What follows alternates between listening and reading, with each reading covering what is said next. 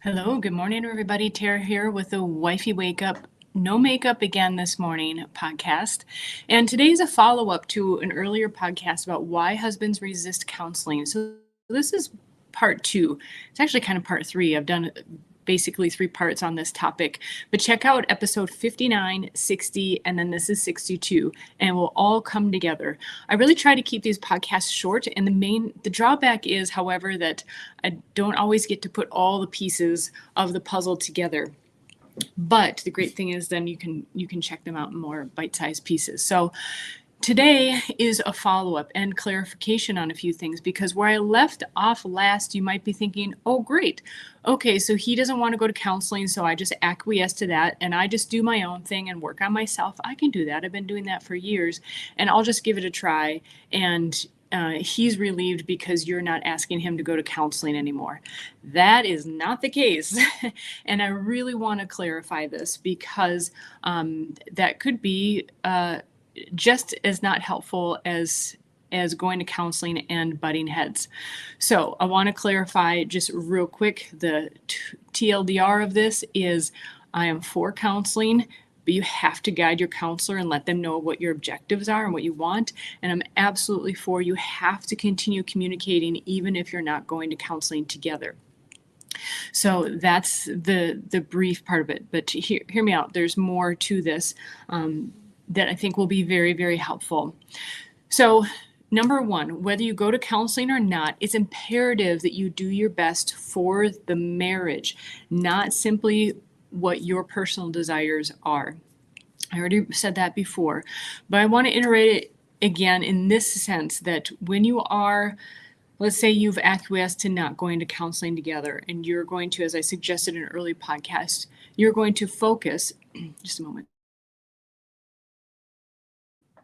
You're going to focus on figuring out what you can do to help improve the situation without necessarily going to counseling. That I want to clarify, that doesn't mean like, okay, great, I'm going to start my own personal journey and to go off in your own singular direction and essentially kind of keep on going in the direction that you were already thinking. Now, mind you, I'm saying this from personal experience, right? This is 20 some years of marriage and having gone through some very rough patches in marriage. And so I'm not chiding you. I'm giving you the shortcut version and like just get to the solution. And here's how you can do it. And that is, yes, work on yourself, but with a mindset of what am I doing that's contributing to the problem and what can I do to overall help the situation? Because you can't make him do anything anyways, but what you can do is change yourself that can potentially and likely cause some reactions in him. And I'll tell you what, guys are pretty simple, thank God. And if you make a shift, they're consciously or subconsciously going to notice that something's changed, and they will likely shift as well. So you can actually impact a lot of change, cause a lot of change by just changing yourself. And so I am for counseling. Actually, after I decided to no longer push for counseling with my husband, I actually continued to go to counseling on my own, but there are very important points here. I made sure, first of all, that the counselor knew what my objectives were. So, for example, it might have been, my husband and I have been going through some rough patches lately, but I also know that I'm still dealing with grief from losing my entire family of origin. I'm also dealing with grief and frustration of my future not coming to fruition as I had envisioned it. I need to know how I can, first of all, manage those feelings that are going on within myself, and how I can participate in creating a future or accepting the future that is happening, is being created. Maybe I have to shift my vision and helping me to see my role and what I can do in this situation. Now that is a very personal statement that I would have said back in the day to a counselor, so they know what I want and what my objective is. And one more thing, I would have added, I love my husband and I want to stay married to him. I don't see anything toxic in the sense like emotional or physical abuse. And I want to stay in my marriage. So help me with these things. You have to put your counselor on a trajectory, let them know where you want to go. Otherwise, they will just follow you wherever you're going to go. And that's where you get the classic case of they're just collecting their weekly paycheck. And hopefully it can take a while to find a counselor. And thankfully, there's many wonderful online resources these days where you can kind of narrow down a good match for you. And but it's important to let them know what your goals and objectives are and find the right counselor. Even though you direct a counselor, hopefully you'll still find someone that obviously if they see red flags, they're going to let you know and let you know honestly that, this is not a good relationship to be in. And that honestly is a bit of the luck of the draw. If you're feeling like I felt early on when we were going to marriage counseling and there were just some really off cues, and I mentioned this in a previous podcast, but it's worth mentioning again, that one of the counselors said, I just couldn't be married to your husband. That was totally inappropriate, and you have to even pay attention, unfortunately in a way, but you still had to pay attention to inappropriate cues by this person that you're hiring to help you. And it's just, that's just part of life. So keep your eyes and ears open.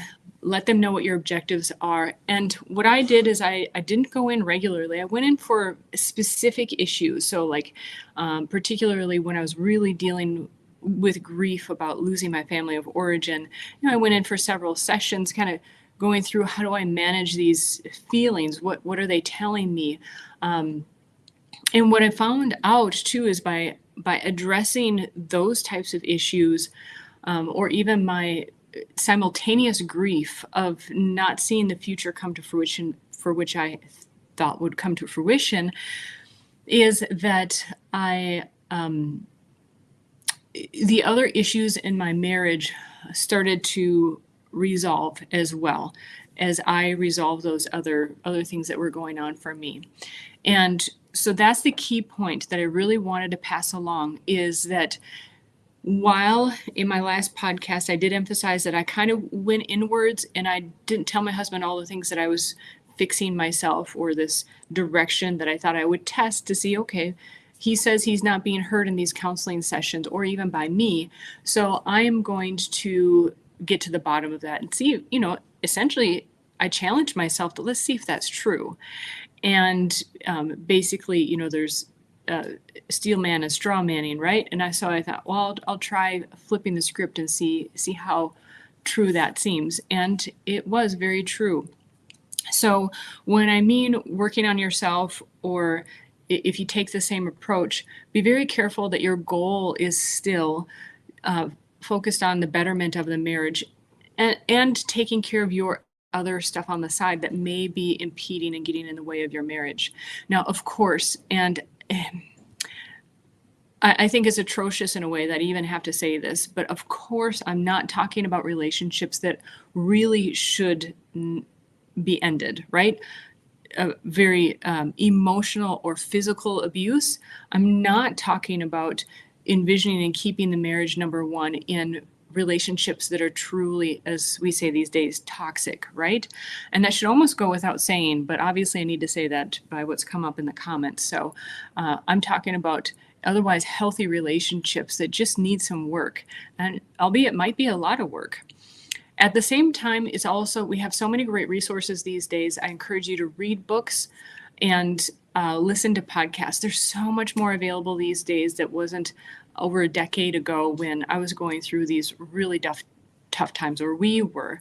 And again, you need to be judicious and discern, that is, the books and who you're listening to. Do they have similar goals, objectives, and values as you? Because even what can appear as help books, help podcasts may actually, similar to the counselors, because they're often reading a lot of the same things too, can be pointing you in a direction that you don't want to go. So it's imperative you have to know where you want to go. Whether you're going to a counselor or not, write out that statement to yourself. What is it that you want to overcome and resolve? And it cannot involve changing another person, okay? It has to be for example, I want to learn how to communicate with my husband and better so that I actually see that he's listening and he's actually concerned about what I'm talking about. Now, that would imply that you have to learn how to communicate to him in a way that he would, and he has that capacity, I would assume, because you've achieved that prior in your relationship. Okay, I'm already 10 minutes in, and that's a good thing I only have 2 points here. So that's really number one. I feel like I want to summarize it again, but you can re-listen to it. I have notes below as well.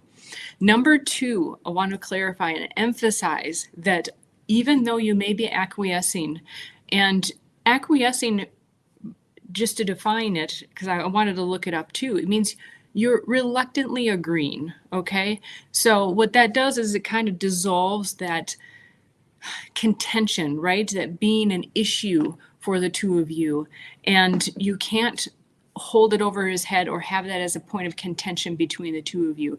So I'm deliberately using the word acquiesce, which is not necessarily a bad thing. Again, I think it's important to be clear on definitions. So it's absolutely imperative that you keep talking, okay? And this is probably more for the guys. I think what really saved our marriage was two things. My husband is adamant. He's an excellent communicator. And even when things were rough, he pushes to communicate.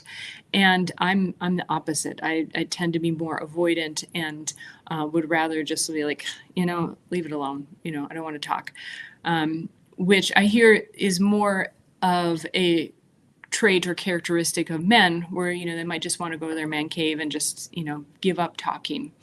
And so it is imperative that you keep on talking, even if you're not going to counseling. And I really, especially if you're going through a rough patch, you probably need to schedule talking to each other, no matter how difficult it's going to be. I would only do an hour maximum and have a clear goal of what you want to achieve and only address one thing at a time. Now, if you have a huge issue, and a huge issue, I mean, it might be one topic that just is attached to so many other things. You might occasionally need to schedule like a 3-hour window just so you have time to let it expand and then hopefully deflate a bit so that you're both not going into your days or coming out of your day and into a session with this huge issue that will have the likelihood of exploding because it doesn't have the time and space to be worked on. But so that might be a particular thing to consider. But also what will more likely be the case is you need at least once a week, an hour to sit down together to address one issue. And what you'll need to do is write down on a piece of paper and agree what that one issue is and agree to come to some sort of solution. And what you'll probably want to do also is by 20 or 30 minutes in max, start working on the solution. So the first 20 or 30 minutes is talking about what the actual issue is. And then the next 30 to 40 minutes is coming up with solutions.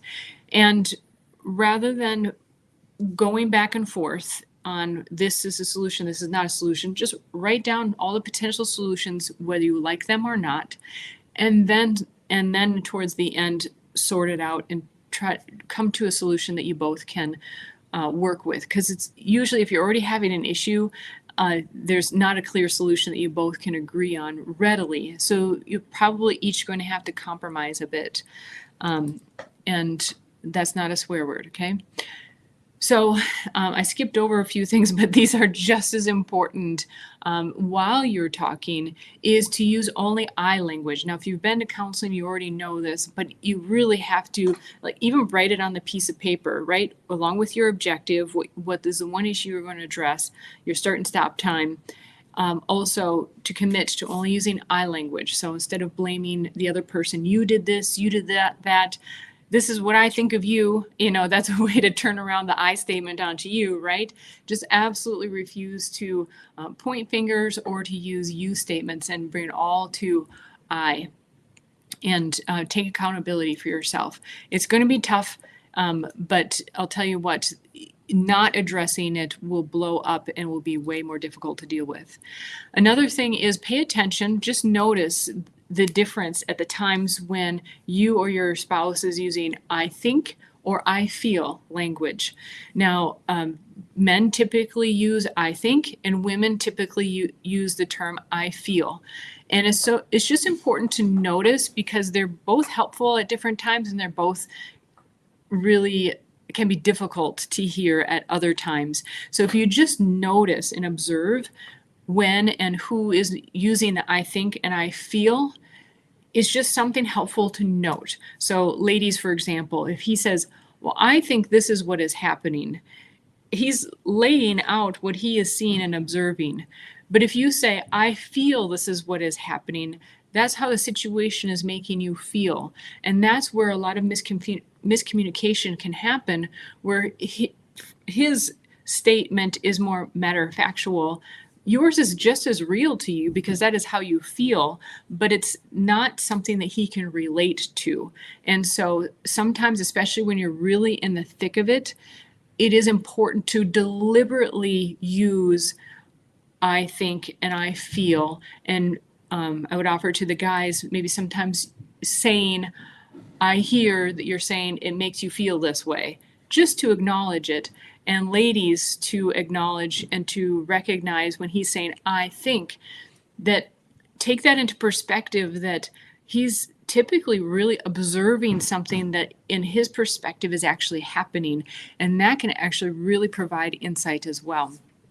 There's a lot more that you could go on each of those topics, quite a while, but I think many people have already been to counseling, are familiar with those concepts. The main thing is sticking to them, which can be really difficult, especially if you're taking this journey on your own without a mediator.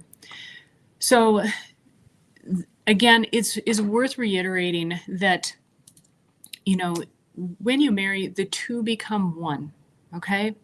And so it's no longer about just you. You is the two of you.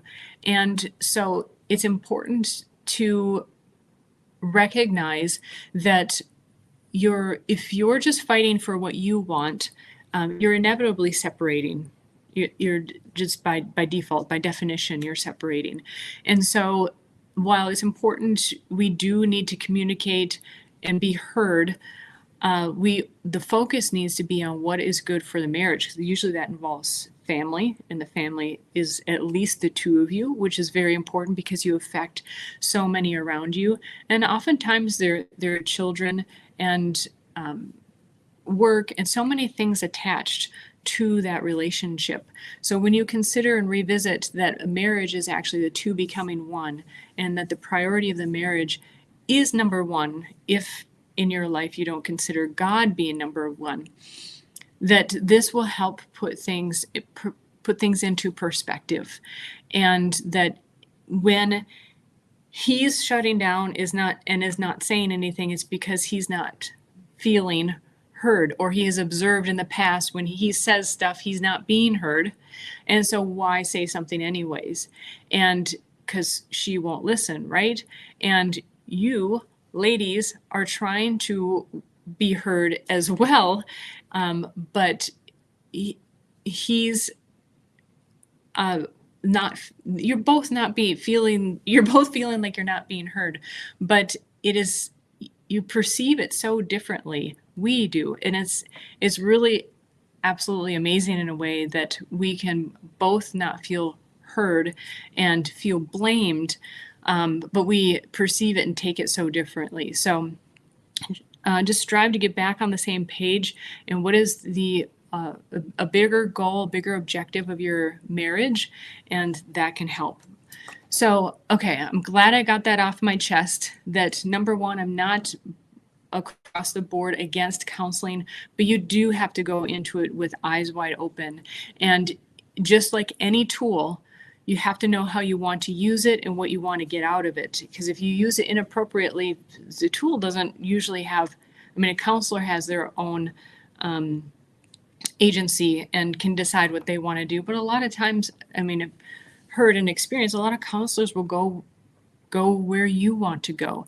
And that's great in the sense because you are hiring them, but you want to know, are you hiring them just to agree with you, or are you hiring them to help you? And a lot of times help, like a chisel is a tool, means cutting off those rough edges and those rough corners, even when it feels difficult. And hopefully you do find a good counselor that will be honest with you when it really matters like that, and not just be acquiescing to your feelings and thoughts. So number one, I just wanted to make sure that you know that even though in previous podcasts it might have sounded like I was not for counseling, take that with a big grain of salt. And number two, even if you do acquiesce to not going to counseling together and sort things out on your own, is absolutely imperative that you communicate regularly together. And last but not least, because we definitely learned from this in our own marriage, the more difficult it feels like it is to talk about something, the more important it is to actually talk about.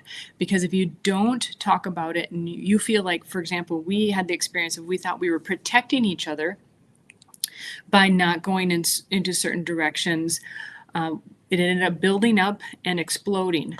And you definitely don't want that to happen. So make sure, and that might be your 3-hour session. You might need to, your first one might need to be that 3-hour session just to really get everything out on the table. And then from there, it's like that big puzzle that you're doing. You get everything out on the table, and then you start trying to sort things out. That may be what you need to do as well. But do address those very difficult things as well, because they will eventually come up. Okay, so hopefully, well, I'm sure there'll be a lot more to talk about this someday, but do please like, subscribe, share with someone that you think that came to mind that you think this will be helpful for, and love to hear what you have to say in the comments. Guys, ladies, I know there'll be plenty to say, as there has been on this topic, but it's so important. And so many times you hear in podcasts and so forth that you have to communicate, and it's such a repetitive comment that it sounds cheesy these days, but I want to get into the specifics like we just did and really get to the meat of it to help you out there. Okay, so take care, everybody. If you do need help getting into the details or where to go next, if that just seems like a lot to address, you can contact me and I'll help you get to the next step. Down below, you'll see where you can schedule a consultation and some coaching. What else? Oh, there's also a tip jar. So if you appreciate this content, you can leave a tip there, and I can take my best buddy, that's my hubby, out to coffee or lunch or a dinner. And special thank you for that in advance. And have a wonderful day, everybody. Take care. Bye-bye.